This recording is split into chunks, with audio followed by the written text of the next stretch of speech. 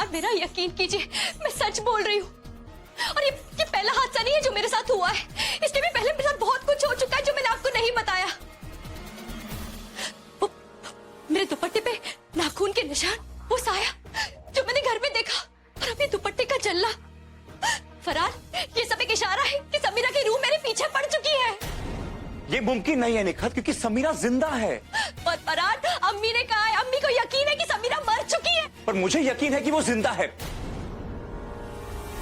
निखत, मैं तुमसे कितनी बार कहा था कि ये बात किसी को मत बताना, फिर भी तुमने औरों को इसमें क्यों घसीटा? बताओ। फरहान, अम्मी के सामने मैंने समीरा का नाम तक नहीं लिया है। लेकिन जैसी बातें तुम कर रही हो, सवाल तो उठेंगे ही ना। और निखत, ये बात मैंने सिर्फ तुम्हें बताई थी, और तुमने इसका तमाशा बनाकर रख दिया। फरहान, मैंने ये सब जानबूझकर नहीं किया है। पहले जो कुछ भी हो रहा था मेरी भी समझ में नहीं आ रहा था, लेकिन आज जब मुझे यकीन हो गया तो गलती से समीरा का नाम मेरे मुंह से निकला है। मेरा पहला फैसला ही सही था, तुम्हें कुछ बताने की जरूरत नहीं थी। और अब जब तुम्हें सब कुछ पता है, तुम्हें पता है कि मेरी पहले भी एक बीवी थी, और मैं उसे इतना प्यार करता हूं, उसके बावजूद तुम उसके बारे में झूठी बातें फैला रही हो। क्यों निखत? नहीं फरहान, मेरी बस निखत, बहुत हो गया। मैं और कुछ नहीं सुनूंगा। पूरा एपिसोड देखिए ZEE5 पर। कोई ना कोई रास्ता तो निकल ही आएगा। मैं हमेशा से कहती थी कि हमें राशिद मियां से खबरदार रहने की जरूरत है। अब देखिए ना, लकुए में भी चोट करते हैं।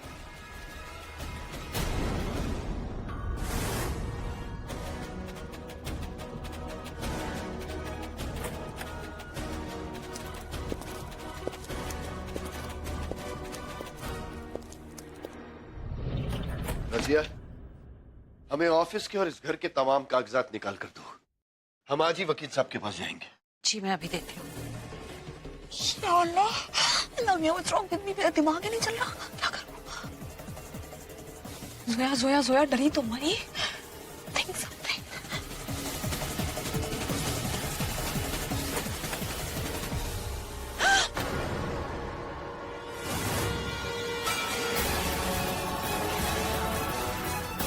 तुम यहाँ क्या कर रही हो?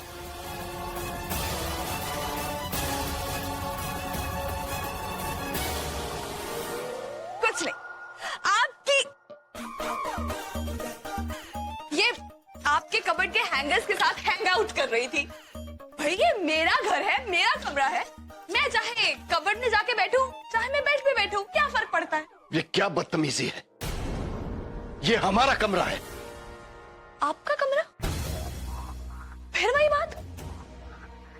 अभी उस दिन तो सारी स्टोरी बताई थी मैंने डिटेल में, फिर से समझा दूं? ओके, नो वरी, अच्छे से सुन लीजिए। मैंने इस घर का नक्शा चेक किया है। घर का ये हिस्सा 10 साल पुराना है, यानी ये उन पैसों से बना है जो मेरे would be father in law mister Rashid Ahmed Khan ने अपने बिजनेस से कमाए थे। शायद तुम भूल रही हो, इस घर में और बिजनेस में हम बराबर के हिस्सेदार हैं। और शायद आप भी ये बात भूल रहे हैं सिद्दीकी साहब कि बिजनेस में मिस्टर राशिद अहमद खान के स्टेक्स आपसे ज्यादा है, और वो अपना सारा बिजनेस, अपनी सारी प्रॉपर्टी अपने बड़े बेटे असद अहमद खान के नाम कर चुके हैं। यानी उनका आपकी प्रॉपर्टी और इस बिजनेस पर आपसे ज्यादा हक है, और उनकी होने वाली बीवी होने के नाते मेरा भी। अच्छा, तुम कहोगी और हम मान लेंगे? बेवकूफ समझ के रखा है क्या? अरे, इस तरह के कोई कागजात हैं तो दिखाओ और साबित करो कि इस घर पर तुम्हारा हक है। वाजिद मियां, वाजिद मियां, प्लीज जरा आइए।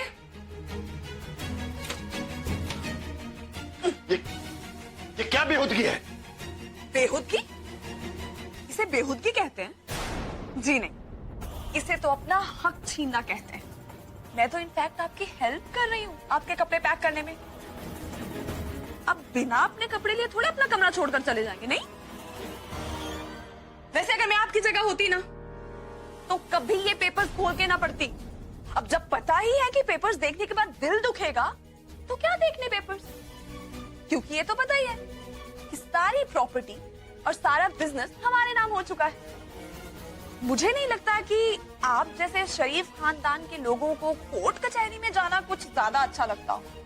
अब देखिए ना, बिजनेस तो हाथ से गया है, कोर्ट कचहरी के चक्कर लगाते लगाते बची कुछ सेविंग भी खत्म हो जाएगी। फिर तो आप जानते हैं, सड़कों पे सोना पड़ेगा, मिट्टी खानी पड़ेगी। ए लड़की अपनी रजिया, एक कमरे के पीछे इतना तमाशा करने की जरूरत नहीं है।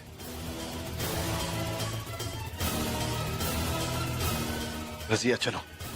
जी रजिया, मैंने कहा ना चलो।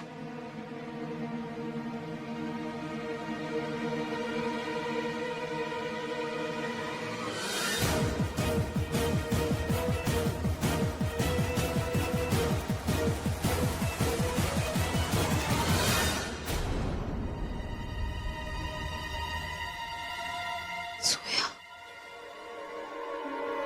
अच्छा सुनिए प्लीज, वो क्या है ना कि मुझे मेरा सामान अपने इस नए कमरे में ठिकाना है, तो आप जितनी जल्दी हो सके अपना सामान यहाँ से ले जाइएगा। ओके?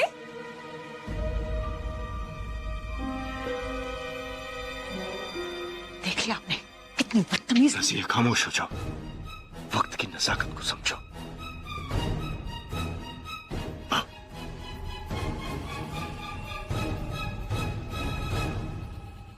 क्या स्टाइल में सफाया किया है मिस न्यूयॉर्क रिटर्न ने। पहली बॉल पे सीधा 6 रन मारा और दूसरी बॉल सीधा क्लीन बॉल। क्या बात है।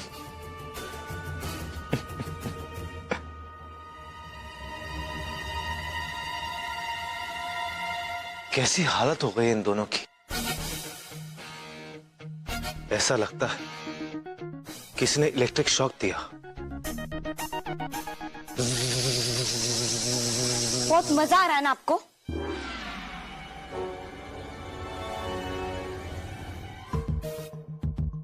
बहुत ज्यादा। मुझे क्यों मजा आएगा? मैं थोड़ी ना ये सब कुछ कर रहा हूं, मैं तो आपकी मदद करना चाहता हूं। मुझे आपकी हेल्प की बिल्कुल जरूरत नहीं है। मैं अब्बू से कहती हूँ अभी। जाइए जाइए, लेकिन उससे कुछ होगा नहीं। आपके अब्बू मेरी बहुत इज्जत करते हैं, इसलिए वो मुझे कभी घर से जाने के लिए नहीं कहेंगे। इनफैक्ट वो ऐसा करने की सोच भी नहीं सकते। हमारे नए प्रोजेक्ट में उनका बहुत पैसा लगा हुआ है, और अगर वो प्रोजेक्ट मैंने रुकवा दिया तो उन्हें बहुत तकलीफ होगी, और वो ऑलरेडी बहुत तकलीफ में है। आपको उनकी तकलीफ बढ़ाने की बजाय कम करनी चाहिए। After all you are the only hope. तुम्हें पूरा यकीन है कि वो कागजात कोरे थे? आप भी कमाल कर रहे हैं जी। अगर यकीन नहीं होता तो इतनी बड़ी बात बोलती क्या मैं। वो कल की लड़की बेवकूफ बना गई हमें। मैं सच कह रही हूं, कुछ नहीं लिखा हुआ था उन कागजात में, कोरे थे वो बिल्कुल।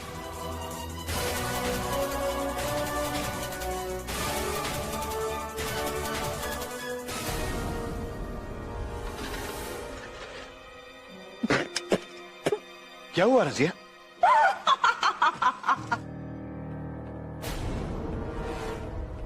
I'm so sorry. मैंने आपसे कहा था ना मिट्टी खानी पड़ेगी, नहीं आपने मेरी बात मानी। अब देखिए। Okay sorry sorry. ऐसा कीजिए, इस पे थोड़ा सा गुलकंद लगा लीजिए, थोड़ा एडिबल हो जाएगा, खाने लायक। Okay no problem. अगर आपको इस तरह से अच्छा लगा तो आप इस तरह से भी खा सकते।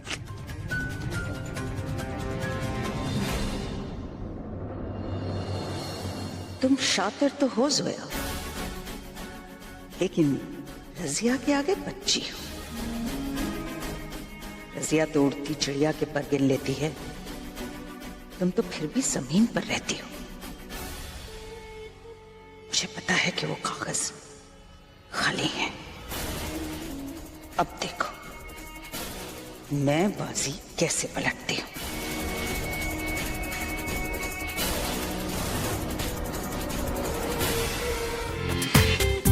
पूरा एपिसोड देखिए ZEE5 पर।